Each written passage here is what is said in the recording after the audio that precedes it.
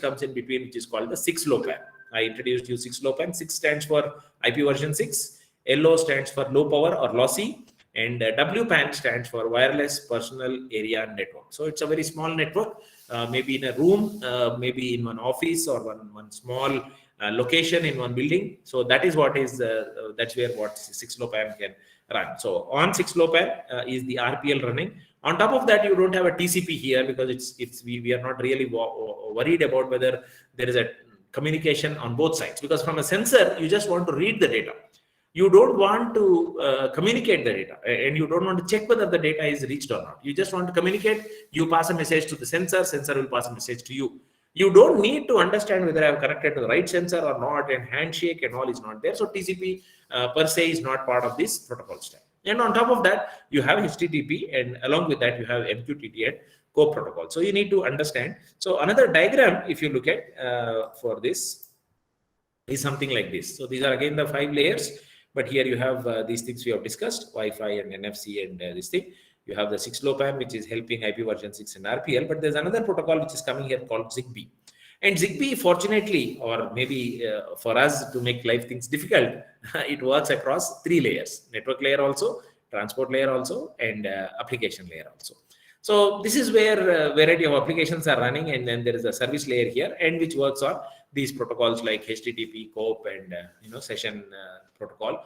And then you have TCP or UDP, but of course mostly we'll use UDP. And then so a kind of either COAP or HTTP or MQTT is used sitting on UDP, sitting on RPL, sitting on 6LoWPAN, sitting on any of these devices. So that is the kind of protocol stack that we are trying to look at, right? So these are some things that we need to discuss. So these are some thoughts what we need to understand, right? First one, what we need to understand is what is Internet of Things, what is involved, and how I can relate that with the healthcare aspect is what we need to understand. So when I want to develop something as a computer science engineer, as a researcher in computer science, so I need to look at some of these aspects.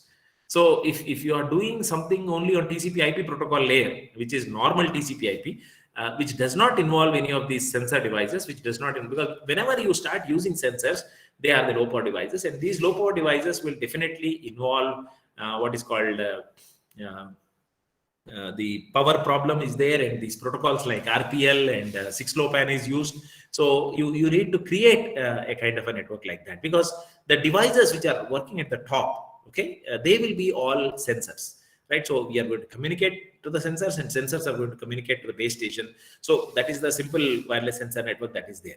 But one change, if you look at it, what is the difference between wireless sensor network and Internet of Things? Because here the word that is used is a thing.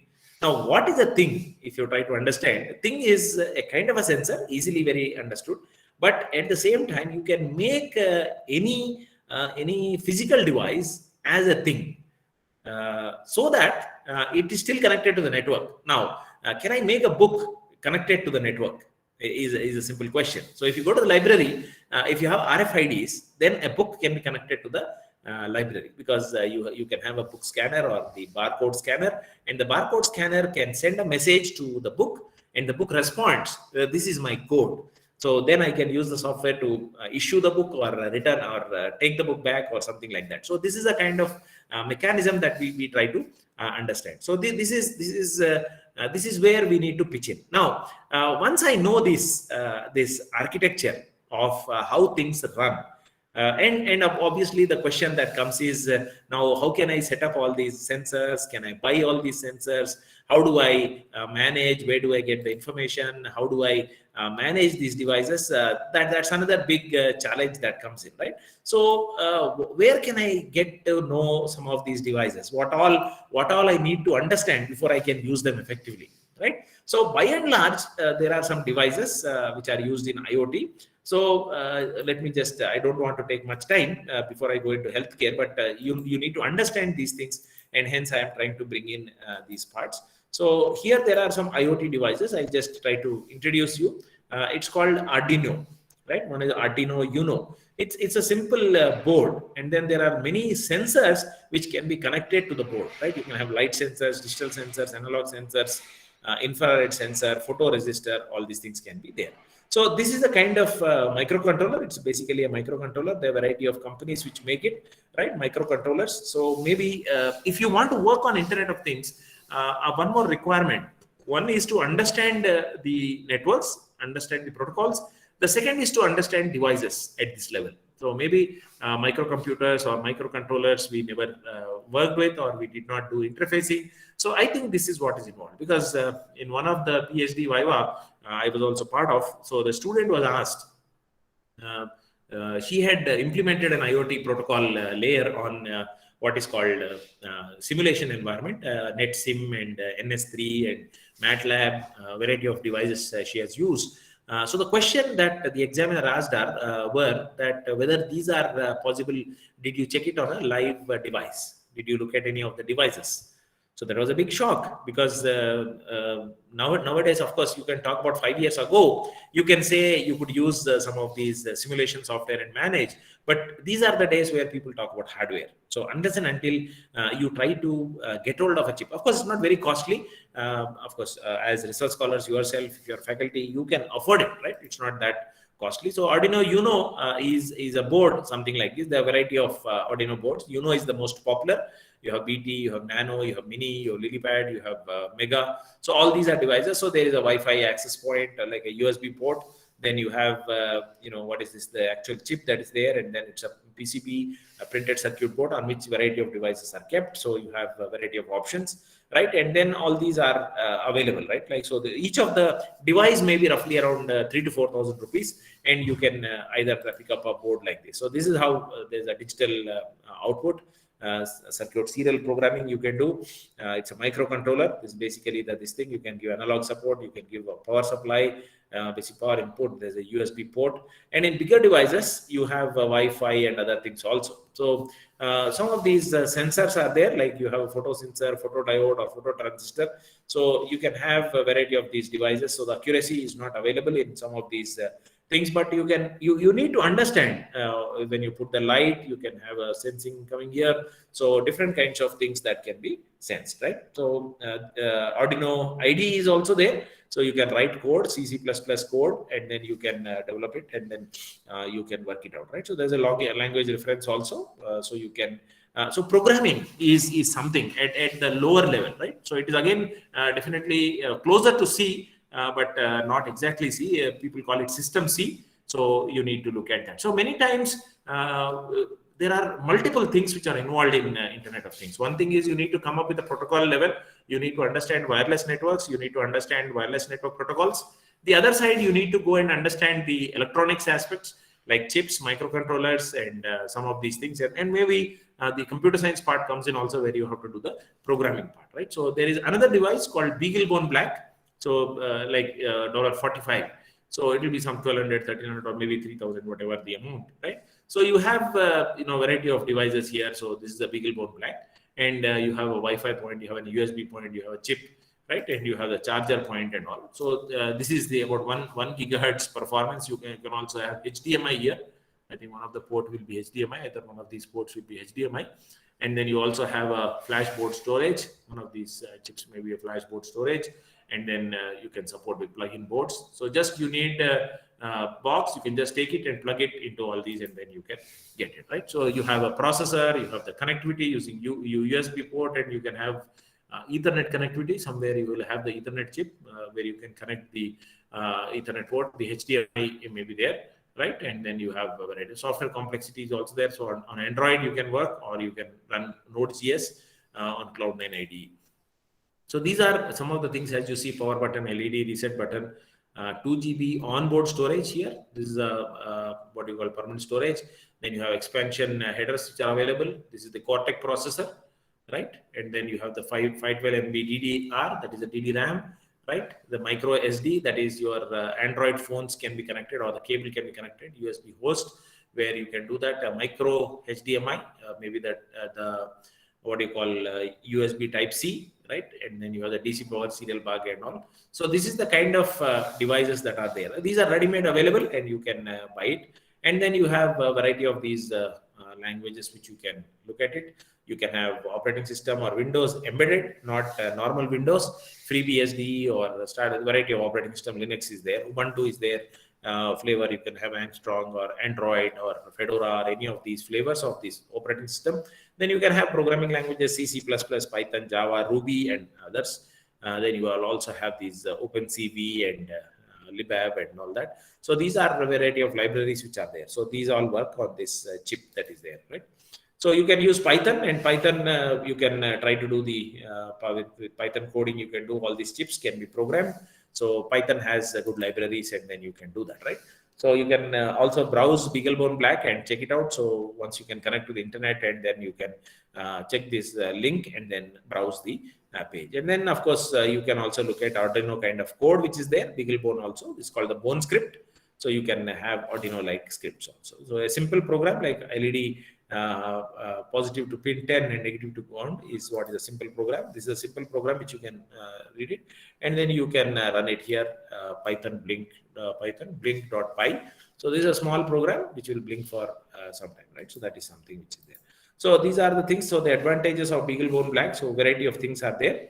So these devices do come in, and there are variety of devices which are there for specific users. You will have specific types of data, radar, camera, weather, right? And RS-232 breadboard for a variety of these things for LCD and all, right? So if you look at the BeagleBoard, BeagleBoard XM, BeagleBone, and then BeagleBone Black is the most advanced. That's what you can look at. So earlier one was Arduino Uno. This one is BeagleBone Black. The third one is Raspberry Pi. So Raspberry Pi also has a variety of advantages and disadvantages. It's a small device. It can be directly interfaced. It will be like a credit card size. So it can be plugged to the TV and keyboard, and can be used for many things that you do on the desktop. Like you can have the average, spreadsheets, word processing, games, and all those things can be done by using the power of this system and this device, and it will handle, right? So these are some of the comparisons. If you compare with laptop with Raspberry Pi, these are the comparison. Very small, it will almost be less than your mobile size, right? So almost like a mobile phone. That is what Raspberry Pi will be. So around $25. So it will be roughly around 1/4 of 8,000. So 2,000, 2,500 is what you can cost, right? So it will be credit card sized, fanless, instant startup, and very easy to program Raspberry Pi. So, and all these additional hardware is possible. Ethernet socket is there, HDMI socket is there, USB 2.0 socket is there, SD card socket is there. You can power from micro USB, 3.5 audio socket is there. Most of the mobile phones don't have all these features these days, but then this is possible. So the board is something like this. So you have the SD card, you have the DSI display, micro USB, Broadcom. This is the ARM processor, the HDMI connector, the CSI connector, camera, the Ethernet output. Okay, maybe from here you connect the Ethernet, USB 2.0, audio out, video output. So all these things are possible. So you can have a bootable SD card on Fedora and Raspbian, and then you can directly run those codes. So you can program. Python is the educational language. So another thing that you need to understand is Python programming language.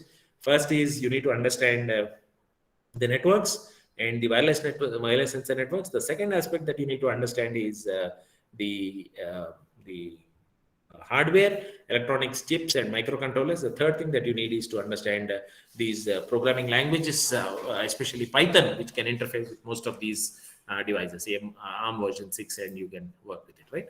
So if you look at these sensors, now when I come to healthcare, just imagine now if you see all these sensors which can actually give you ratings, right? So you have body temperature, you have pulse and oxygen, that is SpO2. You have the patient position sensor, how far he is running, how far he is doing, where he is. The airflow sensor, how is he breathing. The ECG sensor, how is this heartbeat and all these things going on. eHealth sensor shield for Arduino and Raspberry Pi. Then you have the skin response, GSR, where you get the sweating.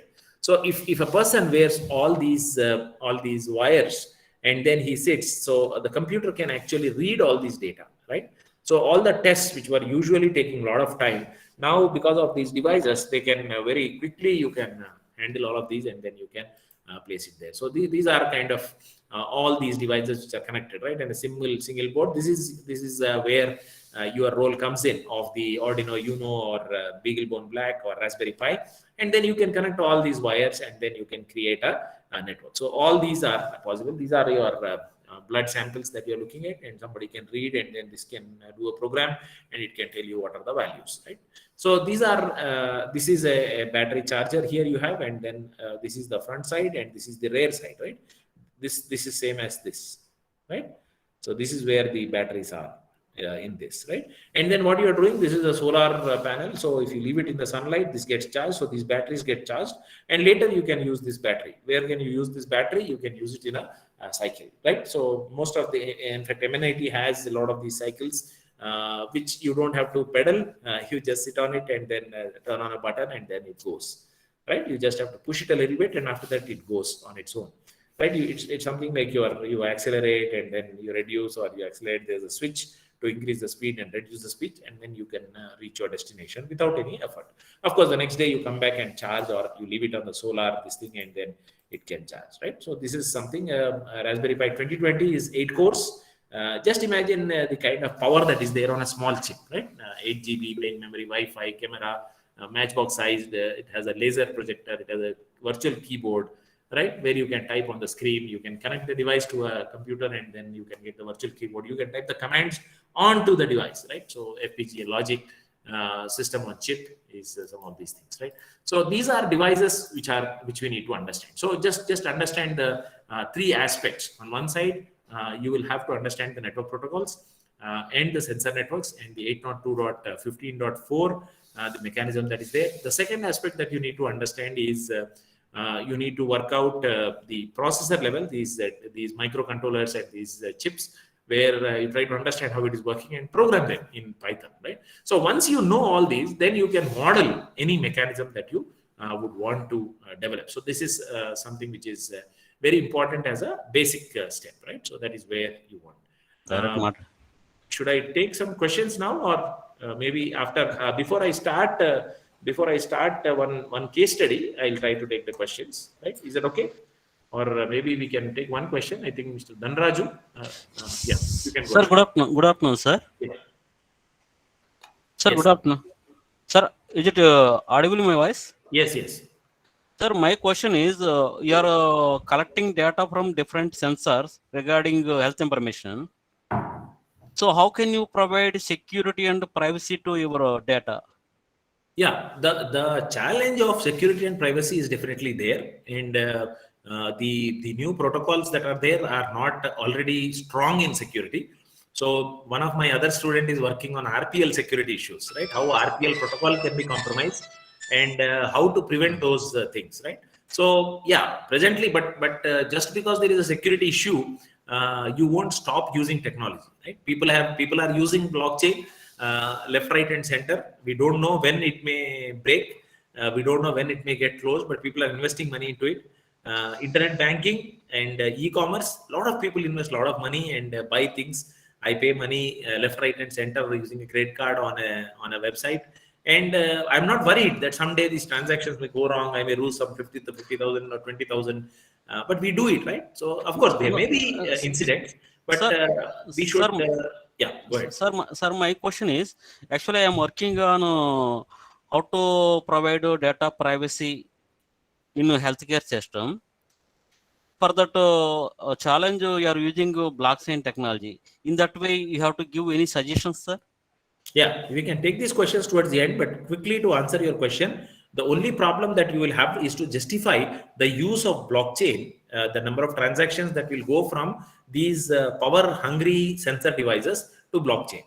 Right, the data has to be moved from these things. So, most of the medical data, let us say the sensors are taking up. Now, a lot of work is going on clubbing IoT and blockchain, because whatever is being sensed, they want to put it on a blockchain and seal it, so that only people who have access, who have this private key and public key, only they can access. Only the doctor, the patient, and the person who analyzes the data, only these 3 people can access the information, right? Nobody else can access. That's why blockchain is used, right? But of course, blockchain security itself is having any issues. A lot of privacy challenges, a lot of security challenges are there in blockchain. It is not very easy to break blockchain per se, but it is not impossible as well, because you need huge resources to manage. So my question is, you will have to analyze what is the cost that is involved in trying to create a security mechanism without blockchain and by using blockchain, So the question that comes up is, in fact, one of my PhD student has worked on trust management, right? You can read the paper, Avani Sharma. She has written on IoT trust management system. In trust management system, she has dedicated one whole section for blockchain based trust management, right? And then we also developed what do you call a blockchain based technology, and we implemented it on Ethereum. Okay, but then the question that was there is, what is the cost that is involved?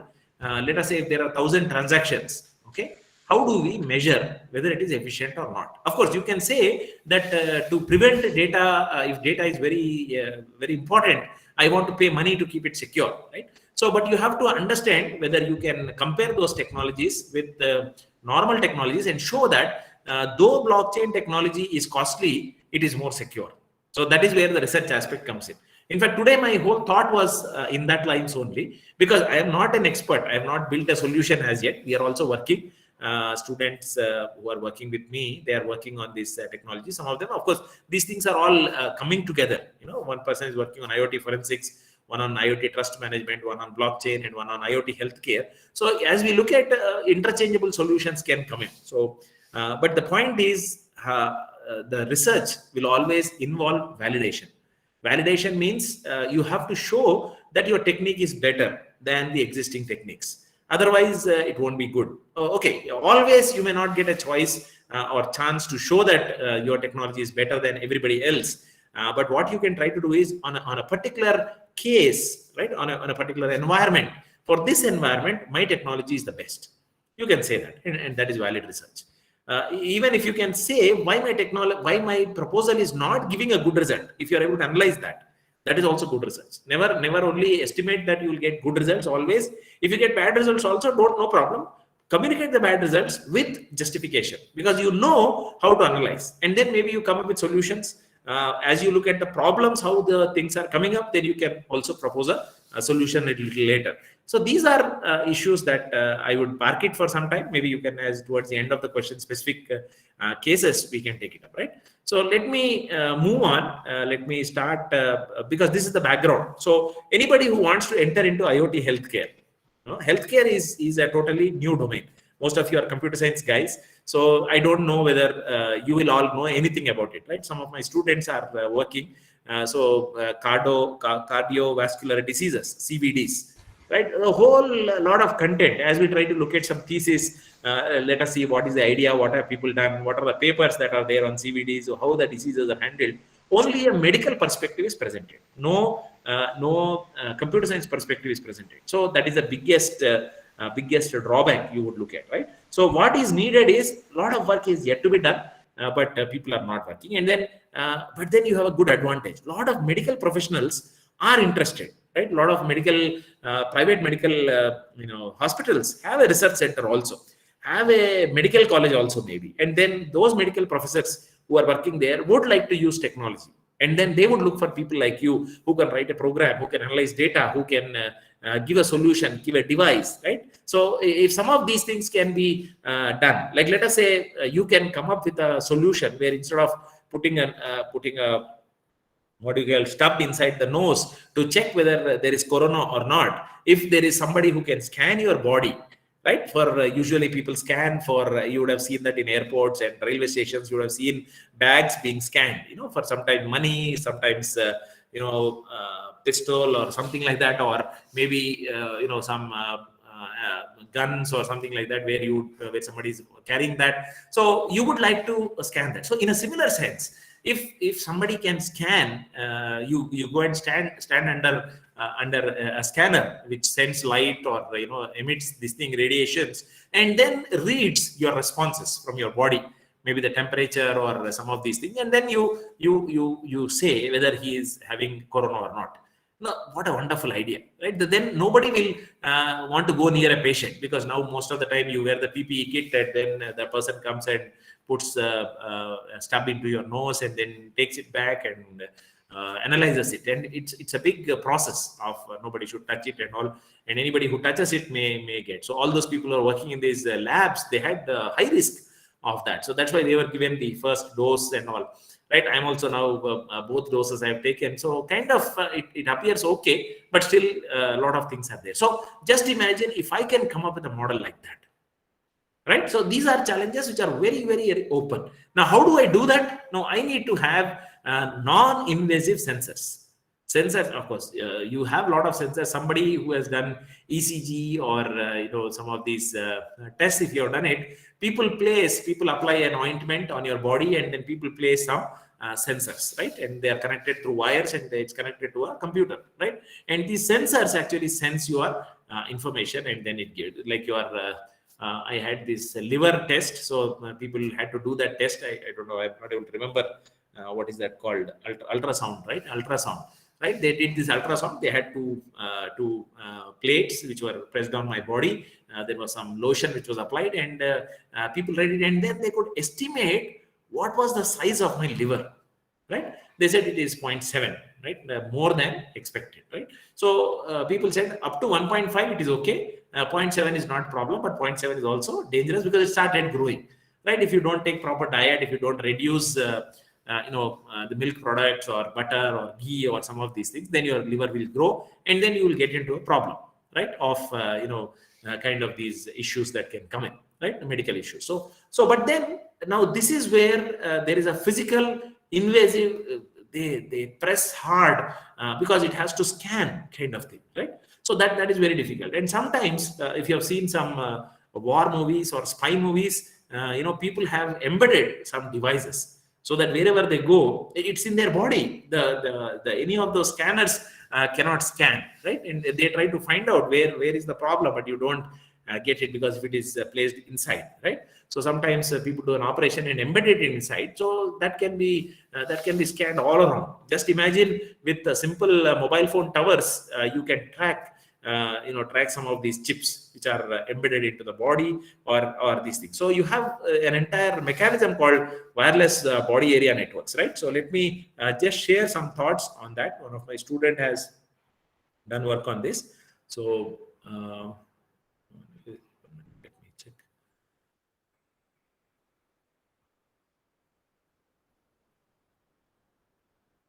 So this is related to these aspects. So 1 minute.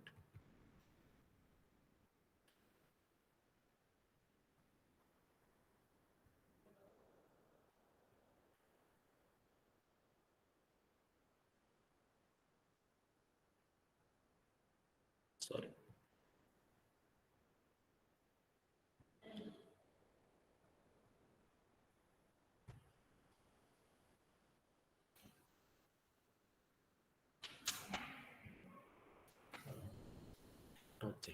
Lecture.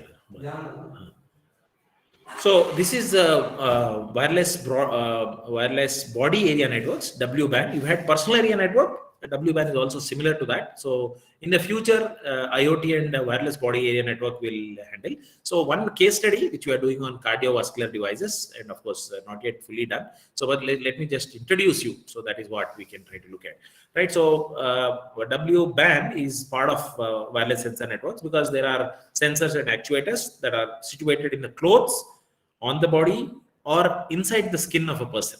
You can embed a chip or a sensor inside the skin of a person, or you can place it on the body, like you have your the phone, the watch that you have now. Presently the watch is being used. So the watch is presently being used. What is that watch? Smartwatch, right? The smartwatch has a mechanism in the smartwatch is a mechanism to capture all these devices, right? So these things, and then many promising new applications can be done in remote health monitoring, home or healthcare, medicine, multimedia, sports, and many others. In fact, you would have seen in sports a lot of artificial intelligence is being used, a lot of sensors are being used, and the bat and the pads, all these things are going to have sensors, right? The ball, how is it going to be bowled, and how is it coming? Everything is taken. How is it spinning, and where the bat should hit, and where if the bat is hit exactly, where the runs will get, you'll get more runs. All these things have been done. I think Rahul Dravid is using all these things. Maybe you can just browse Rahul Dravid and his academy. how they're using artificial intelligence and trying to do that, right? So there are a lot of these devices which fetch a lot of data. This data is analyzed and AI gives you a mechanism, right? Even in Chak De India, if you remember the hockey team, all the placements and all those the studies they are doing, because they're trying to monitor, the entire field is monitored and they know who plays how. And then they give that input and the coach gives the input to the team members. So that's how these things. So a lot of these biological functions like temperature, blood pressure, heart rate, ECG, respiration, all these things can be captured using sensors. So this is where the connection comes in, and you have more accurate and faster diagnosis. And then you also reduce the hospital costs like that. Now, here you see these are a variety of devices which can be there. ECG sensor can be placed near the heart. The SpO2 can be put on the waist, and then in the feet you can put motion sensors. In fact, your mobile phone can sense motion. My mobile phone, both OnePlus and also Note 5, both the phones could sense the walking. So if I started walking, they will count the steps. Google Fit or Samsung Health, these apps can be used. So you can have GPRS or Bluetooth or wireless LAN, and then you can connect using Zigbee and from the personal device. And then again, it goes back to the background where you're connecting to the internet, and then you can put it in. You can understand, you can read data from weather forecast. You can look at if there's an emergency, you can inform him. If there is somebody whom if you are an elderly person, somebody who is a caregiver can come and attend on you. Medical server immediately alerts the hospital and may also alert the doctor also. So these are kind of things. So we are going to integrate Internet of Things and body area networks. So these are all the sensors which is put on the body. This is wireless body area network, and these are all Internet of Things, variety of things. All these which they are wearing are all things, and these things are connected to the internet, and then you are able to get that thing. So if you look at a cardiovascular disease, now this is going to be a little medical. Obviously, you will not appreciate, but of course, we'll just try to understand what are the problems that are there, right? So you have there are some valves, normal valve which is closed. That is the thing. Then there is a valve stenosis, which the valve gets closed. So that is where you need to understand. So there's a valve device. Then there is a aortic aneurysm. Of course, these words are very difficult, but this is our heart, how it looks like. Then a coronary artery device where there are fatty deposits. This is an artery. Artery. This is the outer layer, and this is the layer in which the blood flows. But there is a lot of fat accumulated into the artery. So now, how can I sense that this is there, right? Now you can do a lot of tests and do that, but without getting into the body, can I get this information, right? Then you have cardiac arrhythmia, right? Disorganized electrical signals inside. There's a heart failure. So you have a dilated ventricle which blocks, and then you have the heart failure, cardiomyopathy, the thickening of the myocardium. The middle line should actually be thin, but suddenly once the outer layer, as you see, it is thin, but it becomes thick. So you have the myocardium which becomes thick. So, and then pericarditis, where this is how it should look, but now this is how the fat is accumulated on the heart and all those things. So these are types of these things. So they are called cardiovascular diseases. Now, if I want to understand healthcare with Internet of Things, now you need to understand where you want to apply. Now you have so many parts of the body, right? And then you can take skin disease, you can take heart disease, you can take dental disease, you can take liver disease, you can take kidney disease, variety of these. So one of the student has taken a heart disease, and then let us see how it goes, right? So there is something which is called atrial fibrillation, right? This is a big this thing. So the normal heart is on the left hand side where the normal electrical pathways are going. A lot of electrical signals move in. There's a sinus node which is related to your sinus problem. So these things are happening. So after some time, what is happening? Atrial fibrillation, the electrical signals are getting into inside, right? So there is a problem inside, right? It should have actually go like this from the sinus node, and then it should go like this on the border, but it is getting into the heart, right? So there are some chaotic signals, and then rapid ventricular impulses are coming in. So the atrial fibrillation, maybe you can read that, because I'm not a master as well, though I'm a doctor, but I'm not a medical doctor. So only a medical doctor can explain. So the best thing is get into healthcare only if you have good friends of doctors. This is my fourth point.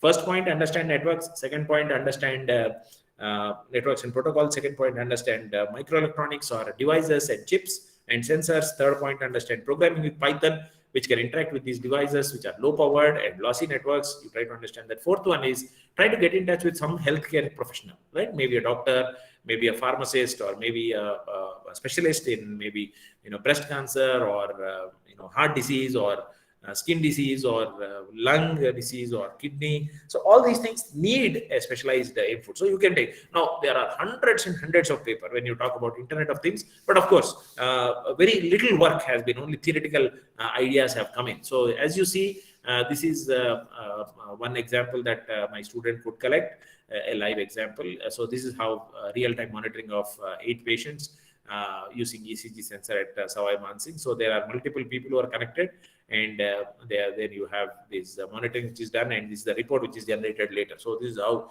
ECG is taken, right? So there are at various points the data is read. So you have to get into understand what is actually happening. Now these all points are these are all sensors which is sitting on the body, and then you need to understand that, right? So that is where you can understand. So these are some papers. Of course, this may not really appear because a lot of things are going only on what is called the literature survey that is going on. So on machine learning, a lot of data is collected. So you see decision tree, support vector machine, wavelet based, then feature extraction, classification, MATLAB, support vector machine. So all these things are basically those papers that we have seen.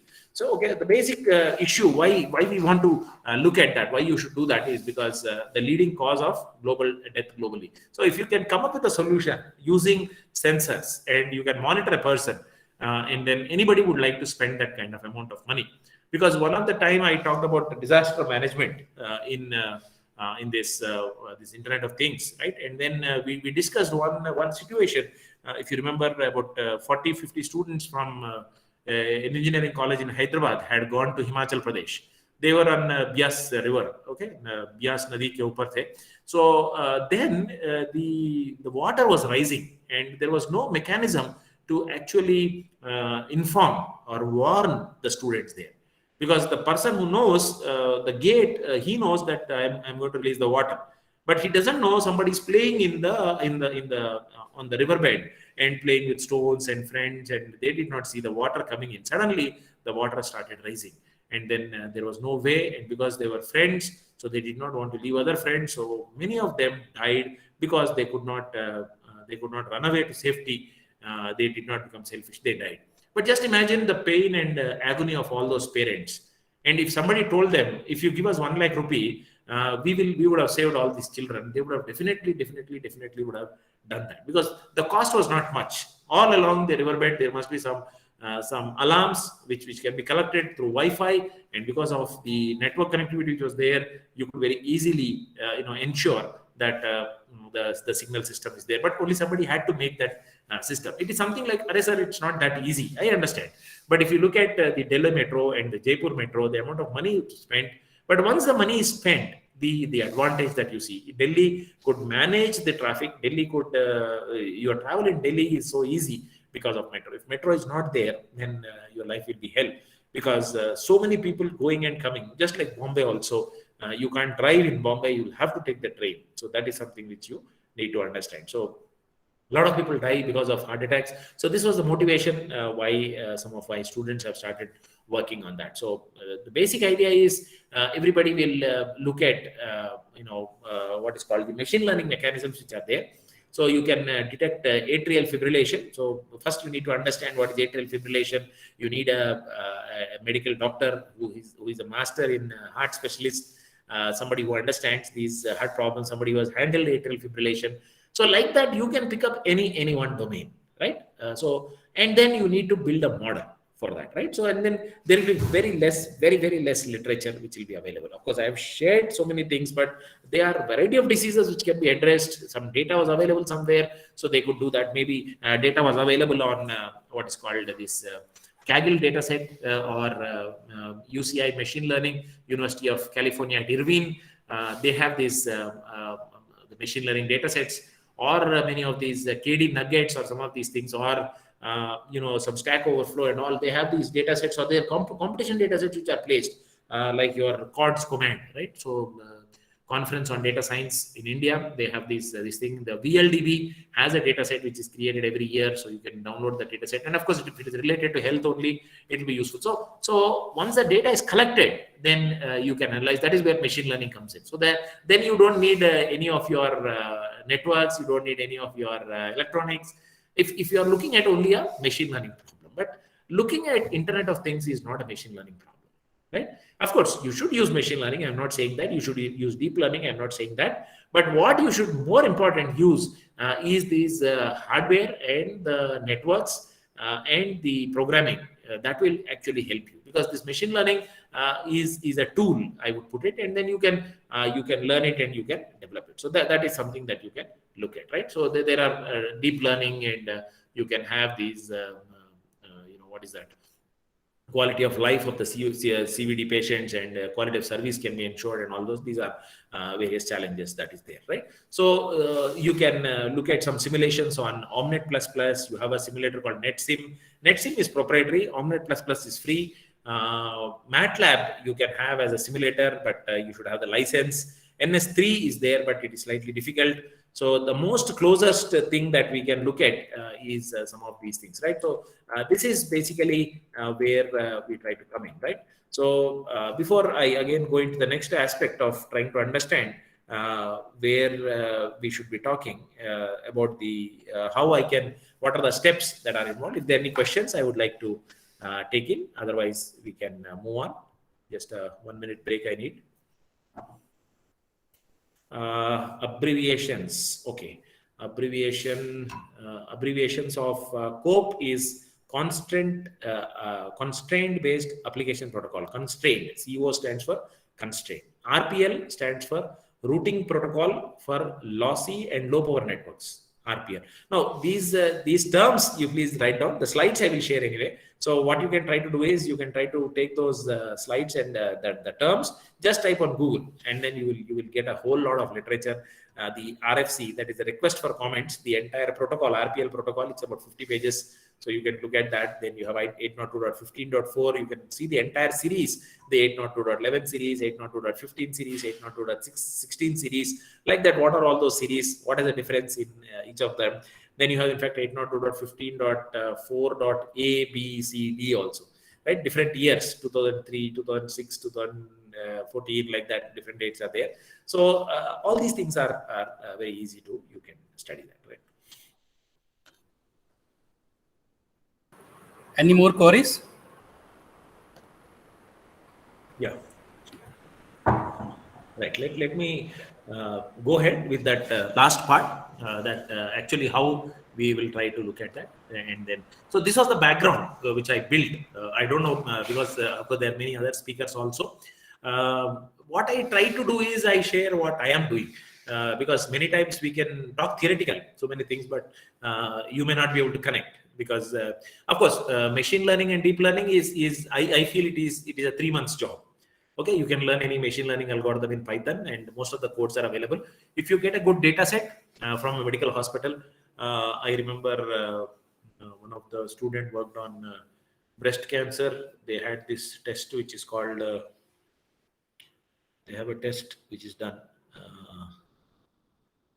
Some test is there. It is a very difficult test, and then the reports are very difficult. But somehow she was able to access some data set of about some entries, so she could get images, and then it finally became an image processing problem, right? So that test was done, and so those test images were available, and we could build a model. I was not a supervisor, but I was part of the panel, right? And I could understand what is the work that was done. You could understand the cells, which were basically the inflammatory cell. It is like a security problem only. What are attack data and what is normal data? So you need to identify what are the cells which are infected cells and what are the normal cells. The normal cells have a different feature. The infected cells have a different feature. So you have to identify that. So that becomes a machine learning problem purely. But collecting the data, Pap smear test, right? I think that is something which you can understand, right? You can type what is Pap smear test. It's a difficult test which is done, of course, on females to identify which is breast cancer, and the treatment that follows, again, the chemotherapy and all follow. So, but then if we are able to come up with a good solution to identify the problem at the earliest stages, it will be a great blessing, because there are medicines to control. But if you don't realize it till a certain time where evident symptoms are shown, till that time it is too late. So that is the biggest problem that we can try to understand when we look at Internet of Things healthcare. The time is very important. If the earliest, if we do it, then we'll be able to able to contribute something. And it is very difficult. Many times I ask my student, "You really want to do it, right?" Because it is going to take time. It's not going to be easy. There are no papers. There are no papers. There are no thesis which are available. Any thesis that you look at, there is a medical perspective, how they are solving it using various mechanisms in the medical side. Only those theses are available. So how do you actually define a problem? So you are a kind of pioneer, right? But there are healthcare conferences which are held. IEEE holds a healthcare conference, right? So please, I would encourage you, the best source of information. And in fact, there are many survey papers on IEEE site which are there on healthcare, IoT healthcare. So there are so many aspects, so many papers that you can look at, in fact, on IoT healthcare, and conferences also, if you look at it on this thing. So you have Internet of Things, a review of applications for Internet of Things in healthcare, Internet of Things for smart healthcare, Internet of Things for healthcare using effects of mobile, variety of papers that are there, impact of IoT on healthcare, improvements and challenges and opportunities in IoT healthcare system. So there are variety of papers. Just type IoT and healthcare, you'll get a lot of papers. In fact, there are some survey papers which are available in this thing called it is called Communication Surveys and Tutorial. So you have the IEEE COMST. The IEEE COMST has this thing. So there are some IEEE healthcare this thing. So the future of healthcare, Internet of Things, and then there are future of healthcare, Internet of Things. You can just type there. The PDFs are available on this Communication Surveys and Tutorial, right? So Internet of Things for e-health application, in-home health monitoring. All these survey papers are there, so you can just go in and look at those papers, right? So then you get about 200 papers, 250 papers. From that, you pick up one domain, and then you try to build your mechanism. So unless and until you read a lot of technical literature, you will not be able to see. Unless and until there is published content, don't go in for trying to dream and try to do something. If you dream and do something, you may not be able to validate it, right? Any research needs validation. Now I will show you a mechanism, right? What an approach we are trying to take. But then that approach is a theoretical approach. So how do you prove it? Is what is validation. What is validation? Validation is you should show that your technique is better than other techniques. That is how you validate your research. It is very easy to come up with a block diagram or a framework, right, or a model. But how the model will be implemented, how the model will be tested, how the model will yield better results than the existing models is the biggest challenge. So if you don't do that, most of the journal papers, which are quality journal papers like IEEE Healthcare, as you look at it, so they won't accept it, right? So they will say, we need IEEE Healthcare, we need some implementation or some mechanism that you have done. So can you show that? So that kind of things that you can look at, right? So ICHI, IEEE International Conference on Healthcare, right? Our IEEE ECBMS or HealthCom 2020. These are conferences. They are all IEEE conferences, right? You can note down IEEE HealthCom, IEEE EMBS, and ICHI. ICHI is International Healthcare Informatics, International Conference on Healthcare Informatics. So these are some of the conferences that you can try to look at, right? So, and then please read the papers, what is happening, and try to attempt a paper. Because most of the time, what we are doing in India is we are trying to copy from one journal and publish in another journal. That won't take you anywhere. It's not that difficult. Genuine research is not that difficult. Only thing is it needs little more efforts than we think, right? I am sitting here in NIT Jaipur, and we could do some things, right? We could get that. No, don't think that a lot of resources are there in NIT Jaipur. No. If you ask my student, she has gone to SMS hospital, she has gone to EHCC hospital, and in one of the hospitals she has contracted corona also. So all these things are part of life. So without pain, there is no gain, right? So you need to understand that, right? So let me go to my final thought. My time is also running, so let me Okay, I was presenting something. Is it okay? Let me start presenting again. Okay. So yeah, this is IoT in healthcare. So you can look at Internet of Things for healthcare, and of some of the things we have looked at, we will try to understand what other research directions as well, right? So basically, the healthcare specific IoT products opens up immense opportunities. Lot of sensors, lot of IoT products are coming up, and the huge data that is generated. It can transform the healthcare. A lot of data is already there, and a lot of problems are there. Obesity, poor diet, population is aging, and then chronic disease management is a big issue, right? A huge market for new systems, right? And then obviously it also improves the quality life of a patient, right? So these are some things which you've already seen. So if you look at this redefining healthcare through IoT, it's a 4-stage process. So the first step, it consists of deployment of interconnected devices, right? So I talked about step 1, it is sensors, or it is actuators, monitors, detectors, camera systems. These devices all collect the data. They are either embedded on the body, they are embedded inside the body, or they are at a slight distance from the body, and then they continue to read data, and then the data is stored, the data is collected and passed on, right? The step 2, the data that is received from sensors and other devices, which are basically in analog form, maybe some numbers, maybe some values, right, or some signals, which are registered. So they can be aggregated, they can be converted into digital form. Some numbers, it should actually become numbers, right? So that is step 2. So now once you get the data in the analog form, you convert it into digital form. You get in the digital form, no problem. Or maybe let us say how is the SpO2 level every 6 hours you are taking. So every 6 hours you try to monitor the SpO2 level and see whether there is improvement or whether there is degradation. That can be done. Once the data is digitized and aggregated, this is pre-processed, standardized, and moved to the data center or cloud. So they are moved to a big database or big data, or a data lake or a cloud, right? Where the data is huge, and hence some thousands of devices, thousands of patients, thousands of parameters, all these things become huge data, and they can be stored somewhere. So sometimes when you use blockchain, sometimes when you use some storage mechanisms which are personal, or on the mobile phone or on the sensor itself, it becomes a little challenging because the size is too huge, right? And then the final data is managed, analyzed at the required level. Advanced analytics, R language, or some of these things, or SVM, and some of these random forest, and some of these machine learning, or at a later date when the data is too huge, you use the deep learning mechanisms, the convolutional neural networks or the recurrent neural networks you can use, and then reinforced learning and all that you can use, apply to this data. Then you can get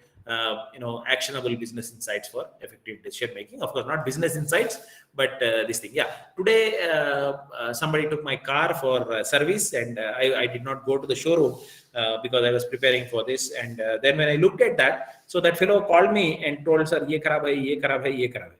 Now I cannot say anything because I am sitting here. Now, if I went there, then before me, he would have opened and showed me the problem, right? So now either I have to ask him how much it costs, whether I should say yes or whether I should say no. So this is the kind of thing that happens. So basically, business insights. Many times, I have off late I have heard counseling sessions in the hospital, right? So how are they doing it? They are doing business analytics. The medical data is being analyzed. Now, if we do this operation by this time, right, we will be able to save the person, right? Sometimes people are threatened, people are shown, people say this much amount you have to spend, we have to put him on the ventilator, or all these things. So many times there is a counselor who is not a medical doctor, who counsels how the doctor has told him, and he actually has a lot of convincing skills. He has to market the data only. It may not be that critical, but if somebody is believing that it is critical, then you'll want to do it. So that is something which you can do. So these are the steps. So as you look at it, first you need to set up the topology, then you have the architecture, and then you have to build the platform. So the topology is where you try to design a model where the physical configurations, the application scenarios, where are the activities, where are the use cases. This is a kind of what you call a requirement analysis kind of thing. Then you design, that is what is the architecture. So you have to organize the software, because most of the things that are involved is a software, right? from the user, there is a software which is running on the device which is connected to the body, or which is put on the hand internally or externally, or near the person, and that device is actually collecting data by using software, right? So that software organization, and then how it is sending, how is the wireless networks connected, what they send to the central base station, and from there how is it administered. And then there is a library or a framework or an environment which is the basic platform on which you can build for one disease, then you can use the same platform for another disease, like that. So you can build a very big platform for all the diseases, or a very specific platform for every disease. So this is something that you can try to look at. So why is IoT successful is because a lot of these sensors and a lot of this connecting technology allow devices to collect, record, analyze data that was not accessible before. Right now, it is possible. If you have seen some war movies, or if you have seen some police movies, you try to understand, or you watch some spy movies. You know how people are able to really collect data and analyze data and actually attack people. Right. So these things are there now. A lot of data is public. In fact, last year I was 1 year, I think on my birthday or something, Google sent me last 1 year where all you traveled. Right, I was surprised because every small location was mentioned in that. If you click on the date, it will show you where you were. Right, of course, that is private because it is with you. You are able to see it. But if somebody has access to your mobile phone or access to your email ID and password, right? Just imagine the havoc. If he can hack into your email and see the entire data where all you have been is recorded, you cannot deny it that somebody took my mobile phone, I did not go. Right? That is the only thing that you can try to say, okay, I was not there, only my mobile phone went. Nobody will believe because you will never part with your mobile phone. So now sensors can collect and transmit patient data over time to help and enable preventive care, allowing early recognition of any complications and monitor how a therapy helps improve a patient's parameters. Now, sometimes I had a request from faculty members, professors whose parents were living with them. And the request was, because I handle the computer networks here or the internet services here, they wanted that I allow a privilege to launch a video camera in their home and that they can watch it either on the mobile phone or on the desktop.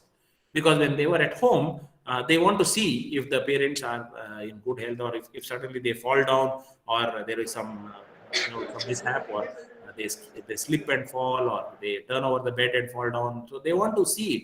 So maybe 2 or 3 cameras is not a big costly affair. But some of the network protocols that these cameras using, we could not allow them on the network. So these are some issues which are there. So those things, all those things can be easily handled if IoT devices can be set in the room, right? And then they can be collected, they can be connected to the internet. And on the internet, you can open a browser and then you can see the video, right? So the ability of devices to gather on their own removes the limitations of human entered data. So the automation reduces the risk of errors also. If somebody was supposed to enter corona positive and he selected corona negative, or corona negative and he has selected corona positive, just imagine the trouble that we could go through. There are no symptoms, there is no problem, but still the person is behaving as if he has corona because the result was false negative, right? So then secondly, immediately related to the disease, you can also have the management of drugs and medical equipment. Recently, remdesivir was not available, vaccines were not available. It was a major challenge. Oxygen cylinders were not available. But if they are all connected, right? If all the gas cylinders are marked, if all the gas cylinders are given, or the concentrators were given a number, you exactly know how many gas cylinders are there in which country or which state or which city or which town. Right, and then you can easily move it to various locations. So this was a big problem. Of course, it was solved very nicely by our government. Hopefully, we could do that, right? So IoT in healthcare, if you try to understand, maybe I think you're not able to see it clearly. So let me just increase the size. Are you able to see it? Is it visible? Yes, sir. Yes, sir. Yeah. So you can see the services, ambient assisted living. Assisted living is where somebody can control your some patients, where they are going, where they are sitting. some help can be given by a robot or something. So it's an ambient assisted living. Internet of M Health. So you have your mobile device which is connected to the internet, and it looks at your parameters. One of the BTech students did a project on using the gyroscope on the mobile phone. Right, if somebody fell down, right, they demonstrated it. Somebody was holding a phone, and the friend pushed him actually, and the other guy fell down, and there was an alert immediately given on the friend's mobile, right, that this fellow has fell down. Can you check up with him? Right, so that's a kind of applications, very small applications which can be shown, right? So the adverse drug reactions, if they are there, you can show that. Community health care, you can do children health information. Sometimes we are not able to manage, so they can their health data also can be done. Wearable devices, you have a lot of these smartphones and wireless body area networks. So on the body, a lot of devices can be kept. Then semantic medical access is where you restrict people whom can access. So the data is available, all the medical reports are available. Now you have to go to a lab, take the report, take a printout, take it to the doctor. But now if you go and the doctor knows that you are coming, he will log in, and he will just imagine that you are walking into a hospital and you have logged in and paid the money. And immediately the doctor knows that you are going to come. So he will open immediately your record and check it by the time you reach. And by the time you reach, he will already return the medicines. And then he will ask few questions, and then he will give the prescription. So that kind of data. So you don't have to take the printout. You don't have to you just go and give your readings to that office. Now, in fact, if you have wearable device access, you don't have to go to the pathology lab also. You're sitting at your home, all the readings are taken and the tests are done and the report is generated. The report is available to you and to the doctor. The doctor, you don't have to go to the doctor also in some time. The doctor will prescribe some medicine and send it to you.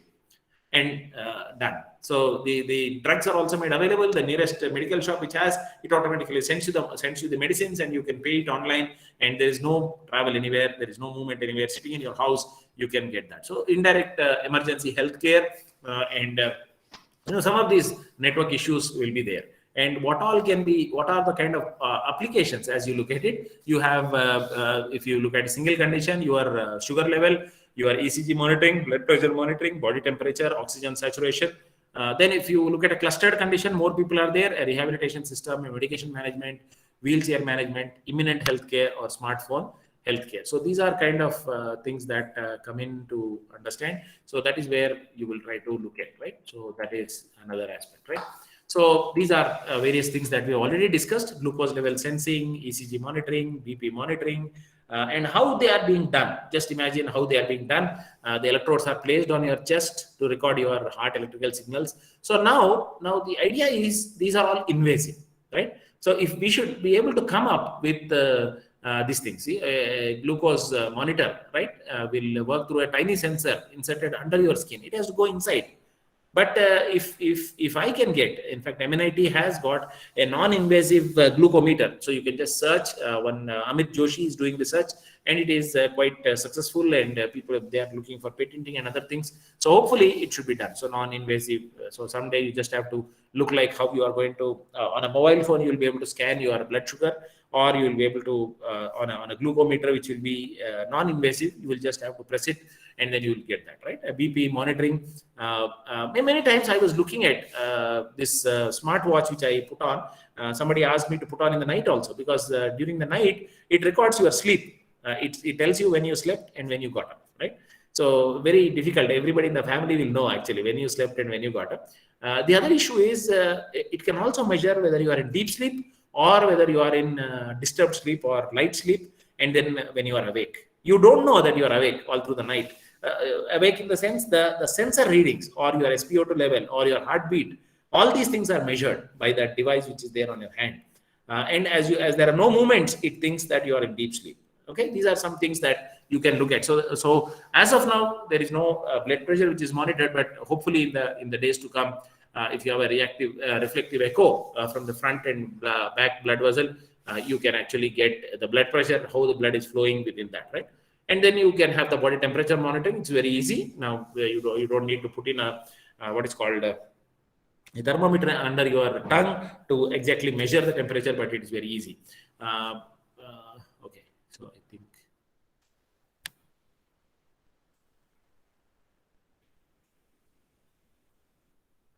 Oxygen saturation, SpO2 levels. SpO2 levels is anyway non-invasive.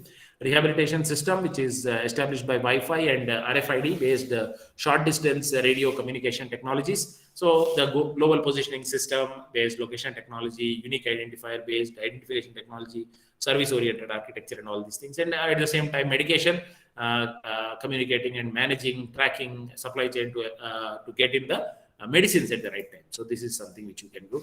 The automatic wheelchair management, it's like your parking management, how many parking slots are there for a vehicle. That is all possible because of this thing. So you have automatic wheelchair, which while you are sitting and going to the doctor, your temperature is sensed, your heartbeat is sensed, the obstacles are sensed, and all these things. So you can try to look at people who can't walk. All these things can be checked.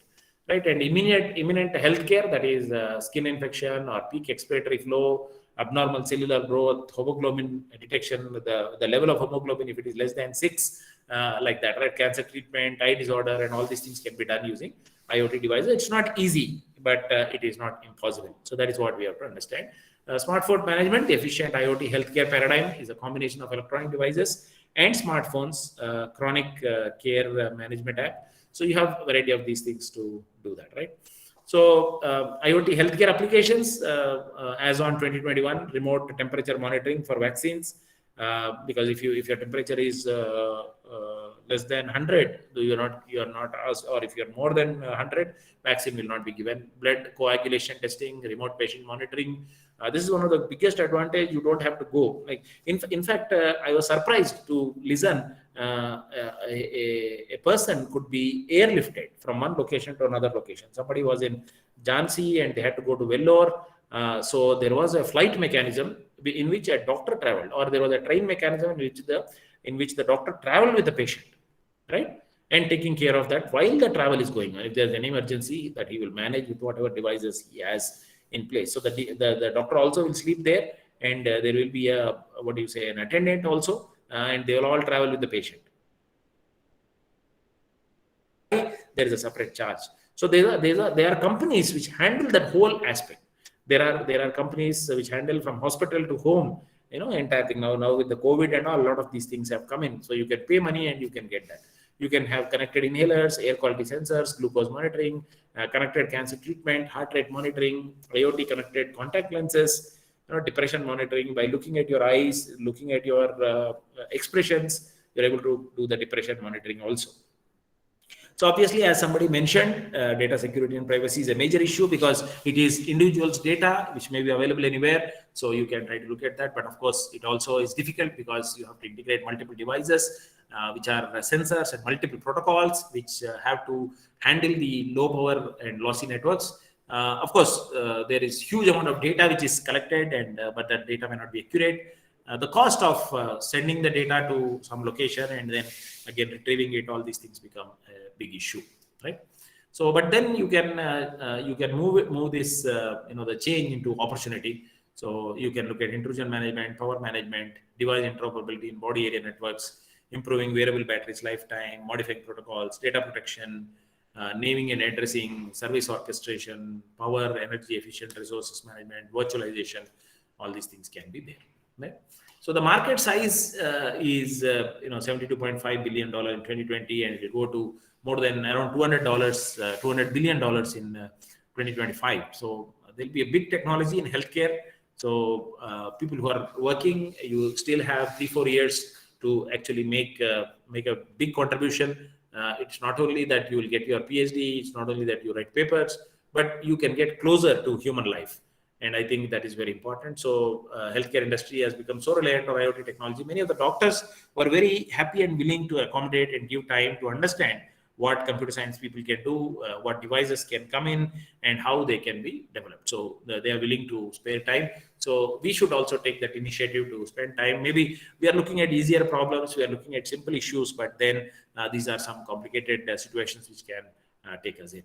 So of course, I am early, I think, but if there are any questions, I would like to handle. One thing I would like to confess very easily, it is that this is what you say, a difficult area, a difficult domain, and very less work has been done, and it will be a challenging aspect to work on these areas and domains. So you will need medical assistant, you will need a good understanding of networks, you need a good understanding of devices at the sensor level, and then it is not very difficult. It is not impossible, but we should start somewhere. So if you don't start, then you don't reach anywhere. But if you start, I think you can do a lot of work. So if there are any questions, I'll be happy to answer.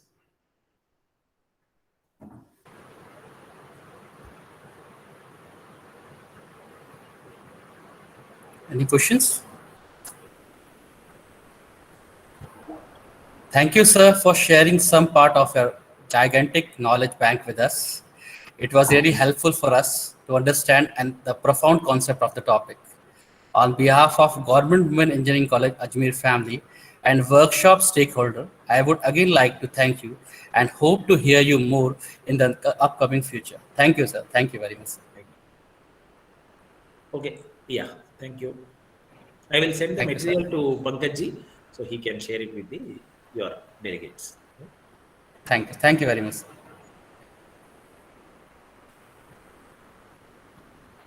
Dear participant, hope to see you again as per the schedule tomorrow. Thank you.